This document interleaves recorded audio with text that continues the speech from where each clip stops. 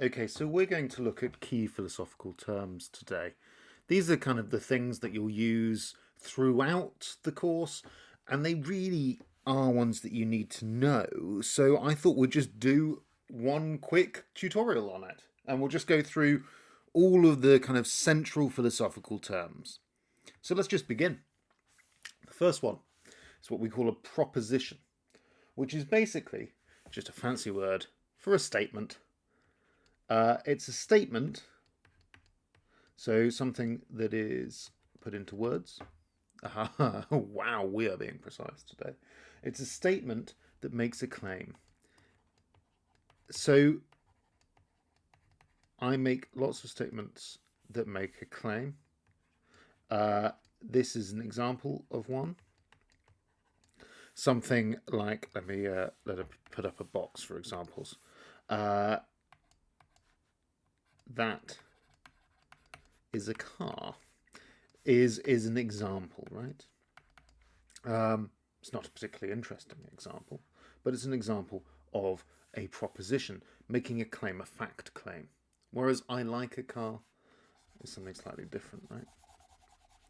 Now, there are kind of two types of statement. There are synthetic statements and analytic statements. Two types of proposition. So let's start with a synthetic statement. Now, full warning, I'm about to tell you a sentence, and it's going to seem complicated, but I promise in like a minute, it's not going to seem complicated anymore. So I'm going to write it out, okay?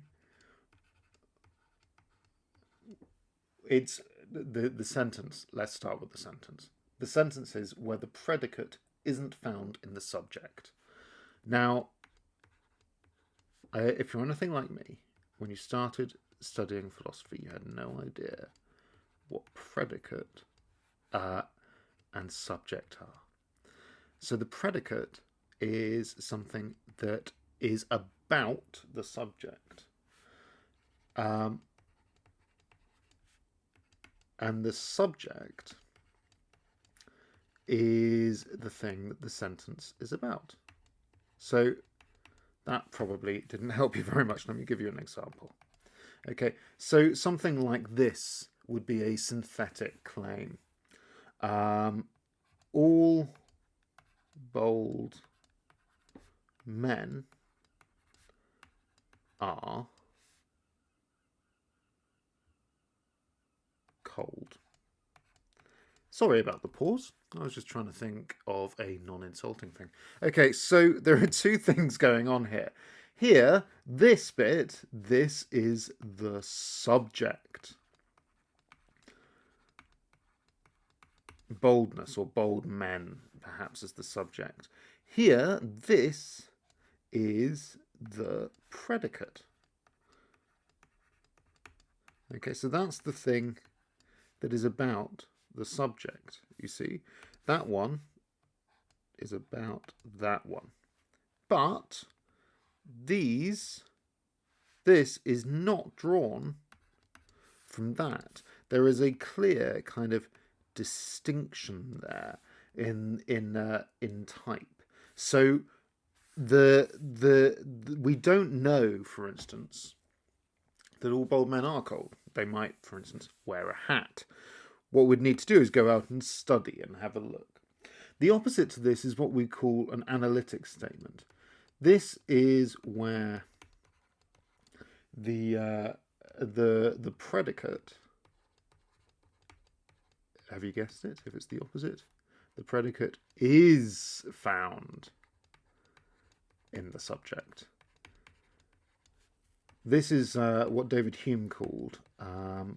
So David Hume was an Enlightenment philosopher from Scotland. A great life story. Haven't got time to tell you now. But analytic statements are what David Hume called kind of playing with ideas. Whereas synthetic statements are matters of fact. So this is an example of a synthetic statement. Let me give you an example of an analytic statement. So you're going to find out how useless these are in about 2 seconds. All bold men are, well, let's do this bit together. This, remember, I'll highlight the whole thing this time. This is the subject. And because it is an analytic statement where the predicate is drawn from the subject, as opposed to here where the predicate isn't drawn from the subject, well, we want to say with an analytic statement that all bald men are something drawn from here, maybe, oh, wrong colour, apologies, maybe hairless.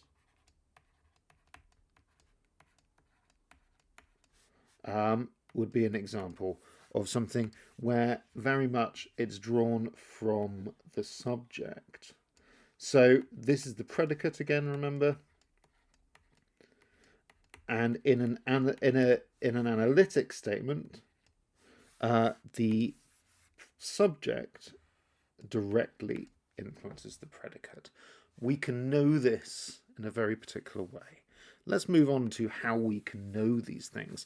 There are kind of two ways that you can know things in philosophy, a priori and a posteriori. So an a priori kind of reasoning is through reason alone, through logic.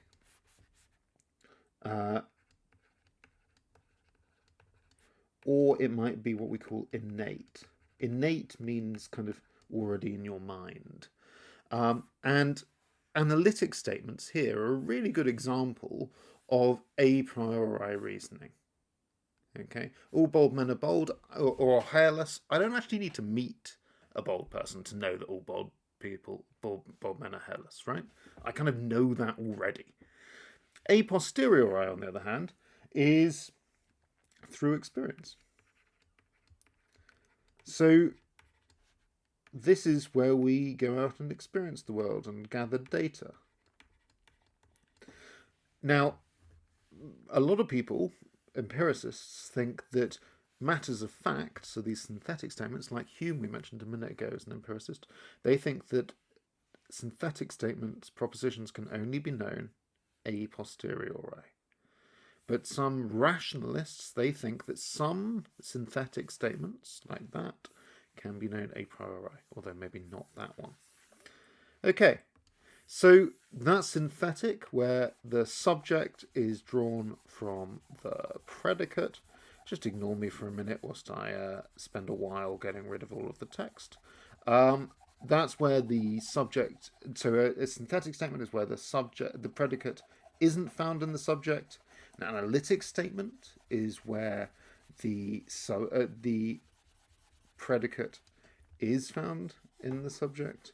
So a synthetic statement where the predicate isn't found in the subject, and an analytic statement where the predicate is found in the subject. And we can know these propositions through a priori reasoning, so just in our minds alone, or we can know them a posteriori through experiences, through our senses.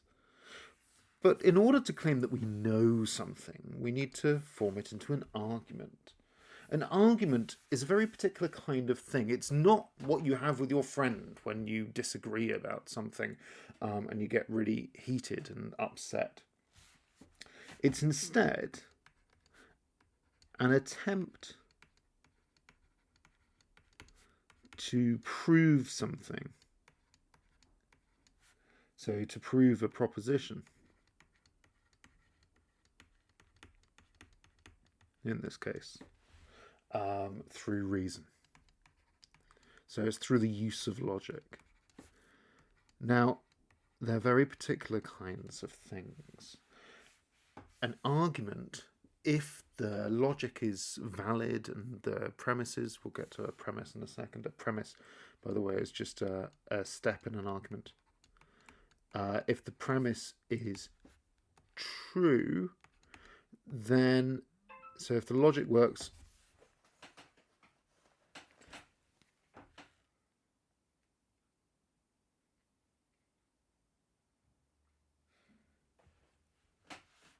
so if the logic works and the premises are true, a premise is just a step in an argument,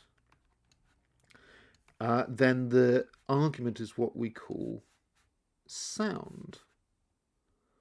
That is, we have to accept it as true. So let me give you an example of what an argument looks like. A classical form of an argument is what we call a syllogism. A syllogism might be something along these lines. Say, premise 1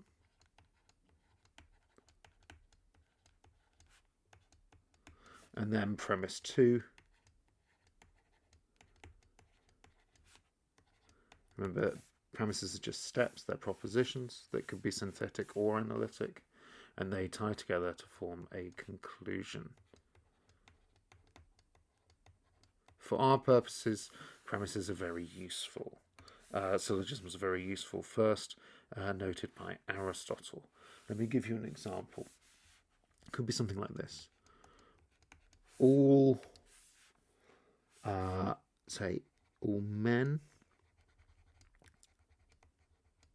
Here's a man. Are mortal. So that, I don't know why I laughed there. That was a bit sinister. So let's draw a grave, shall we? All men are mortal.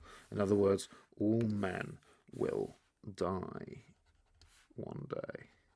Apologies if I got the colours wrong there. So all men are mortal. And then premise 2 might be something like this. It might be, well, this guy. Aristotle's example is Socrates, so let's give him a bit of a beard, some tufty hair over here. Socrates is a man. He's an example of a man. And the conclusion, therefore, is, of course, that Socrates, and it's pretty simple, Socrates is, of course, mortal. Now, Albert Camus put it like this once. He said, a very simple syllogism until you replace Socrates with yourself. But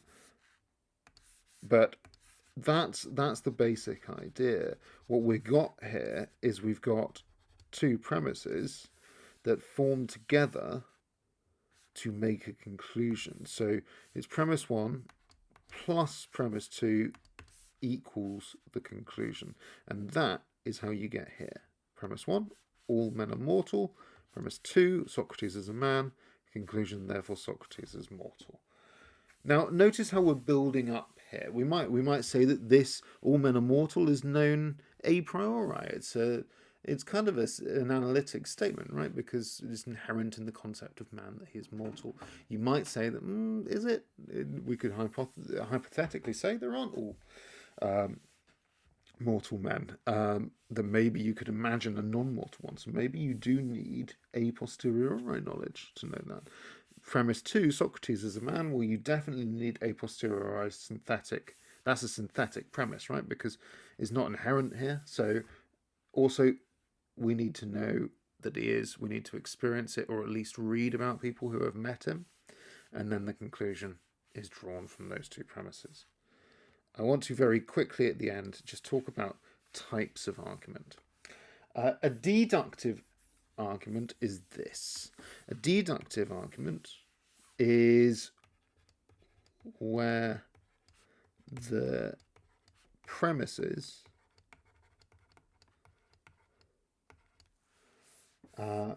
mean the conclusion must be true.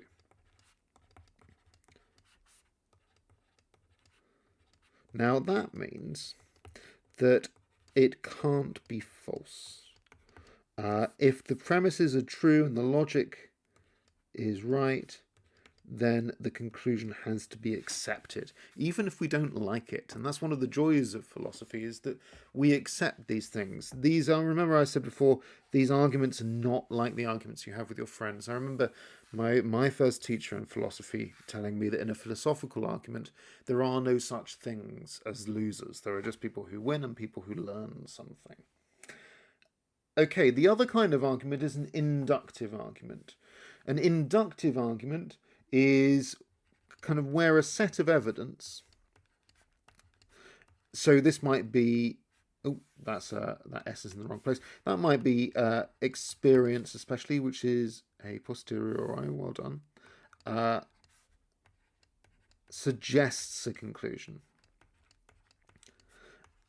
In other words, it's probable, a probable conclusion rather than definitely true.